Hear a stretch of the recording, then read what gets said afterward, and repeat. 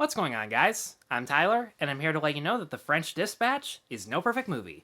And The French Dispatch is an anthology about a news magazine run by Bill Murray when, after he passes away, his top three journalists decide to pay tribute to him with one final issue where they recount the best stories that, in their opinion, they've ever covered.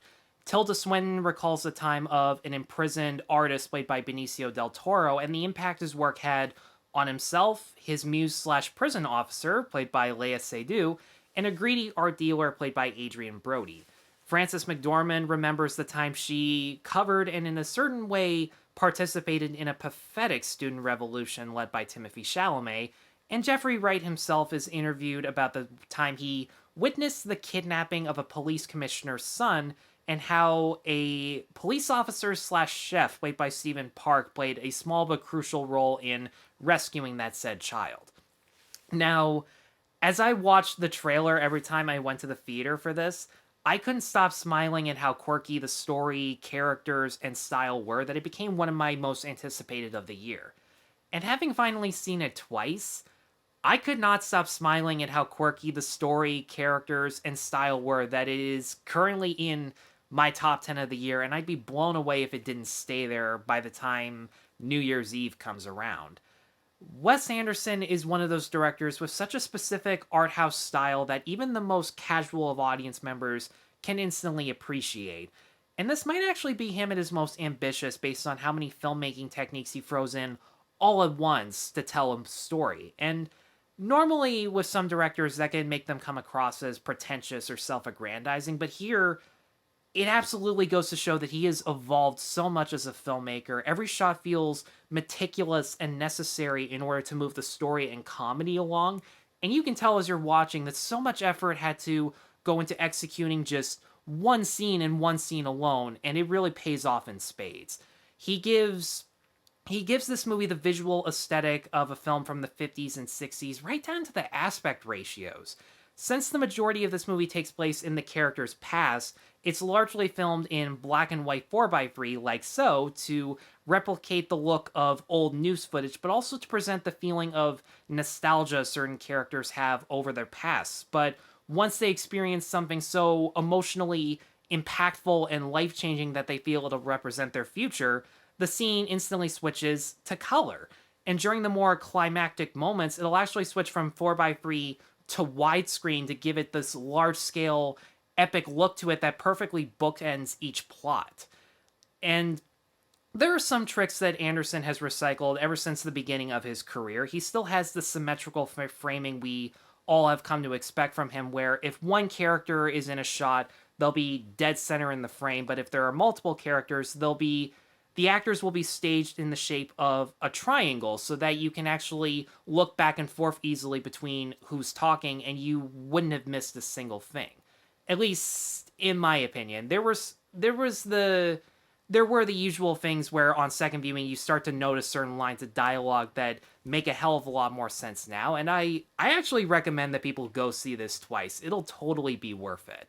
And as per usual, he also has the left to right tracking shots that not only show how large scale an environment is in such a beautiful fashion, even whether it be black and white or in color, but as he slowly pans over and reveals certain events that you thought couldn't get any weirder but just become more absurd as characters enter and exit the frame, it becomes all the more funny, especially during these tableau sequences where, as they montage over certain events, characters will stand still as much as they possibly can, and the actors fidget a little bit, so you know the actors are putting in that much effort, and then the camera will pan over, and just when you thought it couldn't get any more ridiculous, they dial it up to 11, and it was all the more clever and funny for it. But they also throw in a lot of old school filming special effects. Ones that in any other movie, especially in a Hollywood blockbuster, they totally wouldn't fly. That's not to say it looks fake or anything. The city of Ennui, France that this movie takes place in looks stunning based on how many real-life locations they portray, based on how extremely well done the sets are. The production and costume design instantly put you into the atmosphere of each setting and decade that this movie covers. But as opposed to having actors act in front of a green screen, they actually use noticeably fake rear projection screens of old footage, or they'll have establishing shots of miniature models as opposed to actual buildings, stop motion animation for factory technology or for airplanes flying in the sky.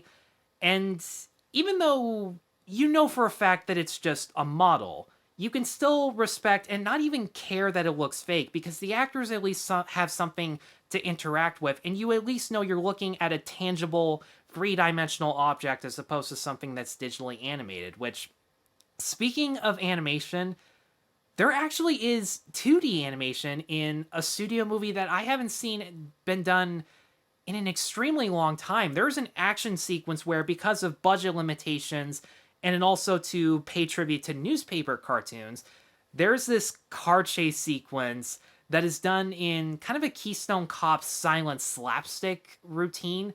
And it was one of the most hilarious routines that Wes Anderson has ever done in his entire career. I could not stop laughing at it. And Alexandre Desplat, never actually had to pronounce his name before. His musical score is one of the best soundtracks of the entire year. The composition is so optimistic and whimsical that it adds a lot of fast-paced energy to even the slowest and more mundane of sequences.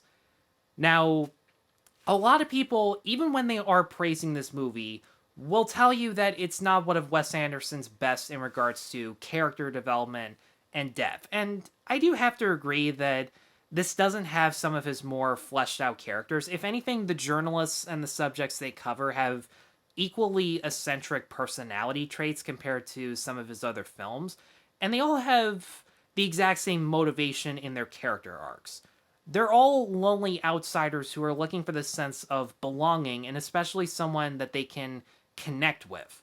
Benicio del Toro, when he's in prison, didn't actually paint anything for the first decade because he didn't think there was anything to cover until he met this one prison officer, and in a bizarrely domineering way, she does become his model and muse so that she can genuinely try to rehabilitate this one prisoner. Frances McDormand finds the revolution she's covering unbelievably pathetic, and the students being so ungrateful, unwilling to think for themselves, and not actually doing their own research on the subjects. Kind of like real-life student activists when you think about it. But she does find Timothée Chalamet's passion and enthusiasm so fascinating, and at the very least wants to give some wisdom onto these kids so that they can change and move in the right direction while still trying to maintain journalistic neutrality. Whatever that used to be.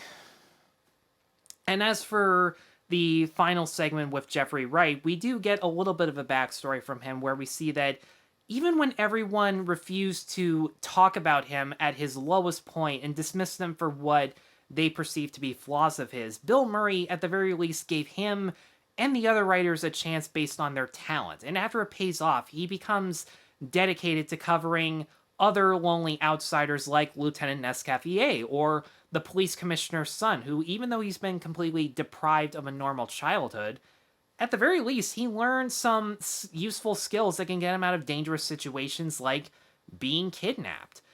And much like good journalism, whatever the fuck that is, the script gives us enough information to understand and appreciate every single character, but also leaves enough room for us to interpret what they are like in real life. And it definitely helps that they got an incredible, massive ensemble cast that fire on all cylinders. Benicio del Toro and Adrien Brody had terrific comedic chemistry that made me smile the most throughout the film, especially when Del Toro is so subdued in what a psychopathic murderer he is compared to Adrien Brody, who is completely open and honest about what a greedy bastard he is.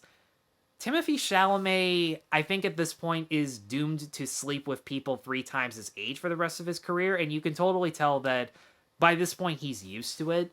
But he also shows that he's actually good at comedy. I wasn't expecting that. He has this dry but still well done, fast-paced comedic delivery that makes him well suited for an Anderson movie. I can see why the writers had him in mind for the role.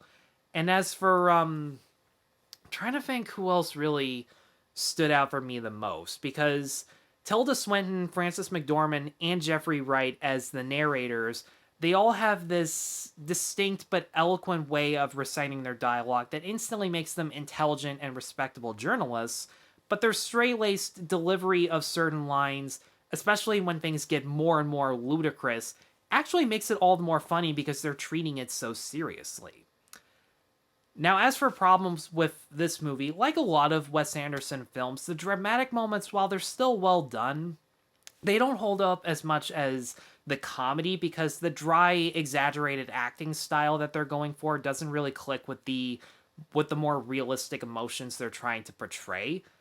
And I mean, honestly, if that was the one flaw, it wouldn't be that big a deal. But one thing that constantly was on my nerves throughout both times I saw this movie was that you got so many talented actors in this movie who get like 5 minutes worth of screen time. They don't get any depth. You wonder why the fuck they're even there in the first place. Hell, there were some actors that, even on second viewing, I didn't even realize were there. Rupert Friend from Homeland, the best character on Homeland, mind you. I didn't even recognize him until I got home. And, you know, it was during one of my least favorite moments and one that honestly didn't need to be there, but at the same time, you got so many actors like Elizabeth Moss, Henry Winkler, Jason Schwartzman, Bob Balaban, Saoirse Ronan, Edward Norton, Liev Schreiber, among so many others who really don't do anything and are just there for show. And it's genuinely obvious that their presence alone is supposed to elevate the material. And on second viewing, some of those actors do accomplish that. And Willem Dafoe, too. Like, why was he there? He didn't technically need to be. And that's kind of the problem. Even though it does elevate the material, after a while that feeling does fade, and you are noticing that the more and more as time goes by, these actors are just glorified cameos and nothing else. But nevertheless, I absolutely loved The French Dispatch. The incredible acting, for better or worse in terms of screen time, was top-notch. Anderson, at his most ambitious as a filmmaker, is, in my opinion, some of his best. I've never been this excited about one of his movies in an extremely long time. And as a love letter to journalism, really makes me wish that CNN, MSNBC, Fox News, Blaze TV, The Young Turks, and Daily Wire all did their fucking jobs. Until then, all I've got is John Stossel, Tim Pool, and once in a while Dave Rubin, even though he seems to enjoy his job a little too much. He's so full of shit. But in any case, definitely check out French Dispatch if you haven't already. I'm going to give it a 4.5 out of 5. Guys, thanks as always for watching. If you have seen The French Dispatch, let me know in the comments below what you thought of it.